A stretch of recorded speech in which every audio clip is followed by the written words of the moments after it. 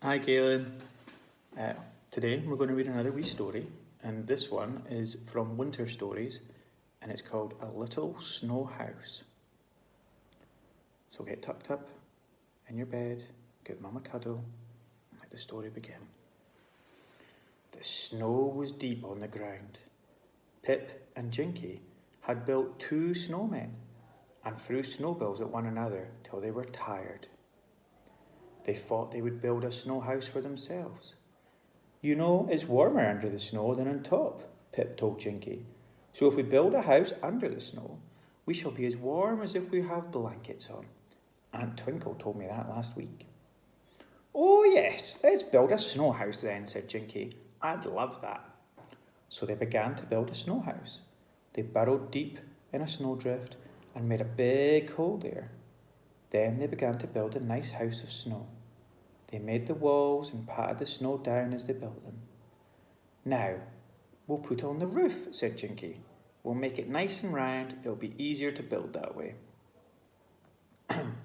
We'll make holes in the walls for windows, said Pip, but not very big ones, because we don't want the cold air to come in.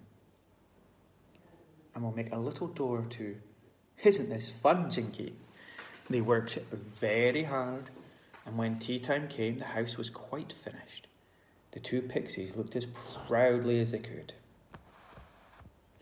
They were hot. They were hot with their work, and the little snow house seemed cosy and snug. Let's live here, said Pip. Let's fetch our beds and in and sleep here. We shall be warm as toast.